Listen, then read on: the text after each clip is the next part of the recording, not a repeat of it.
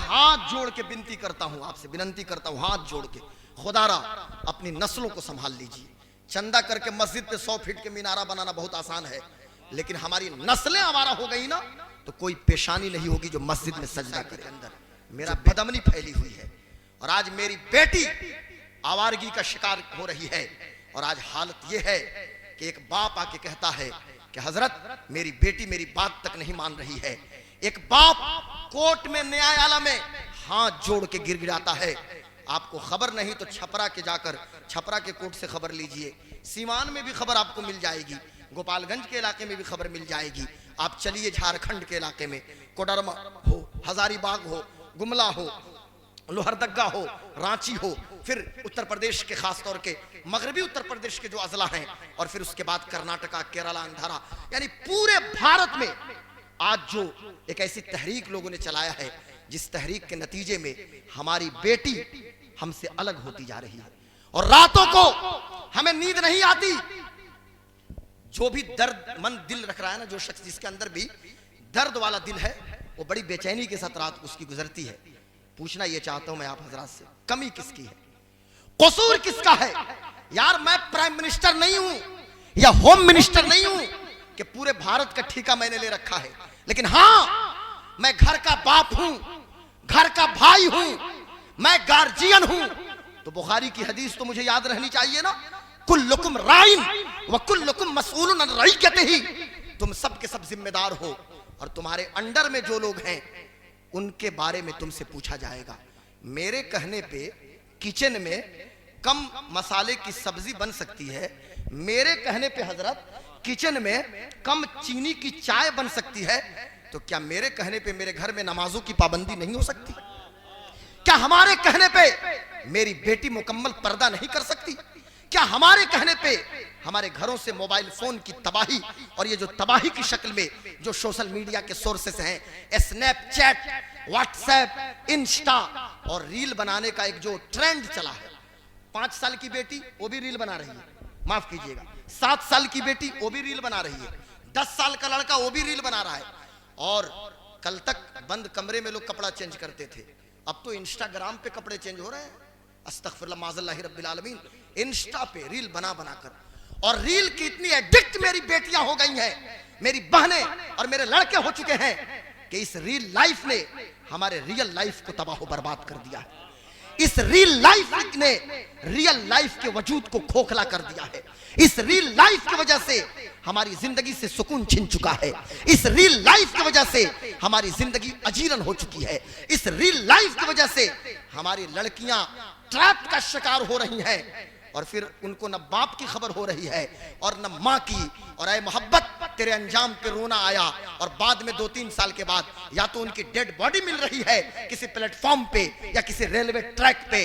इसलिए खुदा का वास्ता आखिरी बात सुनो, चूंकि हुजूर खलीफा सैयद सरकार गुलाम रसूल नक्शबंदी के खलीफा सैयद हजरत अल्लामा मौलाना खलीलुल्लाह चतुर्वेदी साहब किबला का भी वो बयान होगा जो तशक्कुर के तौर पे थोड़ी देर बयान करेंगे। आखिरी बात जो अपने भाइयों से भी कहूंगा और अपनी बहनों से भी कहूंगा, यार अभी हम जिंदा हैं, जिंदा, हमारी रगों में खून दौड़ रहा है। मदीने का वो मंजर तो याद रखो जब मदीने के मार्केट में एक नकाब पोश खातून पहुंच गई, और जब उन्होंने बाज़ाब्ता सामान खरीद लिया तो एक यहूदी ने मजाक के तौर पे सिर्फ उनका हाथ पकड़ लिया था।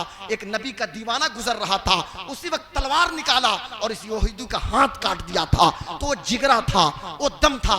हमारे पास तो ताकत नहीं है, लेकिन इतनी ताकत तो पैदा करो भाई कि अपने घर में इस्लामी तहजीब नाफिज कीजिए। आप बाप हैं, मुझे अफसोस के साथ कहना पड़ता है, एक माँ अपनी बेटी की सबसे अच्छी दोस्त है, सबसे अच्छी सहेली है, लेकिन बेटी बेडरूम में करवट बदले और मां को खबर ना हो। ये क्यों मां बनी हो तुम? तुम्हें मां बनने का तो कोई हक ही नहीं था कि तुम्हें अपनी बेटी के बारे में खबर नहीं। 3 घंटा ड्रेसिंग टेबल पे मेकअप एक लड़की करेगी, एक मां, तो उसकी 3 साल की बेटी भी छोटी सी लिपस्टिक लेके वो भी होंठ पे लिपस्टिक लगाना शुरू कर देगी। और वही मां 10 मिनट के लिए मुसल्ला बिछाएगी तो बेटी भी बगल में मुसल्ला बिछा के कुरान की तिलावत करना शुरू कर देगी। घर का माहौल तो बदलिए, घर का माहौल तो बनाइए। और कौम की बेटियों से कहूंगा, कौम की माओ से कहूंगा, बहनों से, कि इस्लाम में पर्दे का जो कॉन्सेप्ट है ना, मेरे जुमले पे तवज्जो रहे, कल होके चिमिगुई नहीं होनी चाहिए। फकत नकाब नहीं है, हालांकि 70 मर्तबा से ज्यादा नकाब और हिजाब किताब सुन्नत के अंदर मज़कूर है, उससे जायद, लेकिन फकत नकाब और हिजाब नहीं है। और नकाब ने तो जो बेहयाई पैदा किया है, मौजूदा नकाब ने, क्या परी नकाब, तो फला नकाब, तो चिला नकाब, न जाने क्या कुछ नकाब। नकाब का कॉन्सेप्ट ये हो कि उस नकाब के अंदर मेरी 10 साल की बेटी है कि मेरी 70 साल की मां है, पता नहीं चलने पाए। और नकाब पहनने के बाद मैं अभी बताता हूं, ये चादर है ना मेरी, नकाब अब तो नया ट्रेंड चला है भाई, एक नया फैशन, इस पे माशाअल्लाह, पट्टी पे माशाअल्लाह, माशाअल्लाह लिखवा दिया। ये माशाअल्लाह क्या मतलब? अस्तगफिरुल्लाह माज़ल्लाहि रब्बिल आलमीन। या कोई तुमको देख के माशाअल्लाह कहे, यानी अपने आप को तुम प्रमोट करना चाहती हो कि तुम्हें देख के कोई माशाअल्लाह कहे, ये क्या मतलब होता है माशाअल्लाह? और माशाअल्लाह की पट्टी धुलती कि नहीं, तो वॉशिंग मशीन में धुलती है या कैसे धुलती है? और वो लफ्ज़ अल्लाह पे जो पानी गिरता है वो पानी जाता कहां है? मैं पूछना चाहता हूं, मुझे मुफ्तियाने किराम करेक्ट करेंगे। माशाअल्लाह का क्या मतलब होता है? और माशाअल्लाह छोड़ी बच्चियां तो अब मास्क यहां लगाने लगी, कोई पर्दा नहीं, नकाब वैसे फिट पहन लिया। नकाब पे एक बड़ी चादर हो और चादर को आप अपने जिस्म पे ऐसे डालें, इसको मैं कहूंगा सोशल मीडिया वाले भी फैलाएं कि गुलाम गौस साहब ने खुद पर्दा का तरीका बताया, ऐसे चादर डालें कि पर्दा की जो चीज है वो ढक जाए। अब सब मैं खोल खोल के सारी चीजें नहीं बयान करूंगा, इशारा से पर्दा की जो चीज है, कुरान ने क्या कहा? वक़र्न फी बुयूतिकुन्ना वला तबर्रजना तबर्रुजल जाहिलियतिल ऊला। यहां बुर्ज का लफ्ज आया है ना, बुर्ज का लफ्ज आया है कि जमाने जाहिलियत की तरफ बेपर्दगी मत इख्तियार करो, पर्दा में रहो। और सुनो मेरी कौम की बेटियों, मेरी माँ, हजरत इसको अब कीजिए, मेरी बहनों, इसलिए कि फल युबल्लिग शाहिदुल गायब, जो यहां मौजूद हैं गायबीन तक मेरे पैगाम को पहुंचा दें। बड़ी जिम्मेदारी के साथ सीना ठोक के डंके की चोट पे बोलता हूं, इसलिए बोलता हूं कि हम कोई लावारिस लोग नहीं हैं, हमारे वारिस शहजादे गौसे आजम यहां मौजूद हैं। शहजादे गौसे आजम पुष्पनाही कर रहे हैं, शहजादे इमामुल औलिया मौजूद हैं, शहजादे शबीह गौसे आजम मौजूद हैं। ये तन्हा सैयद गुलाम रसूल नक्शबंदी का फैजान नहीं है, ये शबीह गौसे आजम सैयद तकी जिलानी का भी फैजान है और इमामुल औलिया सैयद कासिम जिलानी का भी फैजान बरस रहा है। तो हजरत मौजूद है सैयद अब्दुल वदूद जिलानी नक्शबंदी। मैं कहना ये चाहता हूं मेरी माओ, मेरी बेटियों, मेरी बहनों, आज ग्लैमर के नाम पे, खूबसूरती के नाम पे, और ये कितना दोहरा मापदंड है साहब कि एक लड़की किचन में बाप के लिए सब्जी बना दे तो इसे गुलामी कहा जाता है, और स्कर्ट पहन के मेकअप करके एयर होस्टेस बन जाए तो इसे आजादी का नाम दिया जाता है। रिसेप्शन काउंटर पे बैठ जाए, इसे आजादी का नाम दिया जाता है। दुनिया वालों, ये आजादी तुम्हें मुबारक हो, ये आजादी तुम्हें मुबारक हो, हमें ये आजादी नहीं चाहिए। और मेरी बेटियों, मेरी बहनों, तुम्हारे रवैये में भी फ्लेक्सिबिलिटी ना हो, लचीलापन ना हो, रवैये के अंदर भी, यानी रवैये के अंदर भी कोई लचीलापन और कोई फ्लेक्सिबिलिटी ना हो। लेकिन हो सकता है कि सोशल मीडिया पे या किसी भी जरिए आज कोई आवारा, ये भेड़िए दरिंदे जो कुत्ते की तरह आवारा घूम रहे हैं, आराइश के नाम पे, ग्लैमर के नाम पे, खूबसूरती के नाम पे, ज़ेबाइश के नाम पे मेरी बेटी को गुमराह करने की कोशिश करेंगे, तो कौम की बेटियों, उन आवारा दरिंदों और भेड़ियों से कह दो कि ए दुनिया के कुत्तों, दुनिया का हुस्न, दुनिया की खूबसूरती, दुनिया का ग्लैमर, दुनिया की आराइश, दुनिया की ज़ेबाइश तुम्हें मुबारक हो। हम नबी की बेटी फातिमा की कनीज़ें हैं, हमारे लिए फातिमा के बाबा का दीन मुबारक हो, फातिमा के बाबा की शरीयत मुबारक हो। जिंदाबाद, अल्लाहु अकबर, जोर से आप लगाइए, नारे तकबीर, जरा दोनों हाथों को उठाकर ये कुरानी तालीम, नारे तकबीर, नारे रिसालत, साकिए कौसर कॉन्फ्रेंस, हजरत अल्लामा गुलाम गौस कादरी साहब किबला। इसलिए मैं हाथ जोड़ के विनती करता हूं, आपसे विनती करता हूं हाथ जोड़ के, खुदारा अपनी नस्लों को संभाल लीजिए। चंदा करके मस्जिद पे 100 फीट के मीनारा बनाना बहुत आसान है, लेकिन हमारी नस्लें आवारा हो गई ना तो कोई पेशानी नहीं होगी जो मस्जिद में सजदा करे। मेरा बेटा स्मोकर हो रहा है, कल तक स्मोकर था, स्मोक यानी सिगरेट पीता था, कहीं नहीं भी खा लेता था, और अब स्मैक करता है। What is mean by smack? What is definition of smack? Smack composition है, चरस, अफीम, गांजा, भांग, धतूरा, व्हाइटनर, कोरेक्स सिरप, अगर वो ना मिले तो कोरेक्स मारता है सर, व्हाइटनर, सुलेसन। छोटे छोटे बच्चे हर मोहल्ले में जाइए, क्या भाई अब्बू तो रियाद में है, अब्बू जिद्दा में है, अब्बू दम्माम में है, अब्बू कसीम में है, अब्बू हायल में है, अब्बू बदर में है, अब्बू मक्का में है, अब्बू मदीना में है, या शारजा में है, अबू जहबी में है, कतर में है, जहां भी हो। यानी हम लोग चुके, देखो भाई हमारा भी ताल्लुक यहीं से, सिवानी ही से है ना, तो लकड़ी नबीगंज से गुठनी तक और नौतन से सिसवन तक जितने प्रखंड हैं और हर गांव लगभग मैं जानता हूँ। गोपालगंज के भी ब्लॉक्स को जानता हूँ, छपरा के भी ब्लॉक को जानता हूँ, हाँ मुजफ्फरपुर को भी अब जानने लगा, ब्लॉक, चंपारण, पूर्वी चंपारण, पश्चिमी चंपारण, पूरा बिहार, पूरा झारखंड। अब तो पूरा बिहार और पूरा झारखंड निगाहों के सामने है। बिहार और झारखंड में पत्ता खड़खड़ाए किसी न किसी इलाके से गुलाम गौस कादरी को खबर हो ही जाती है।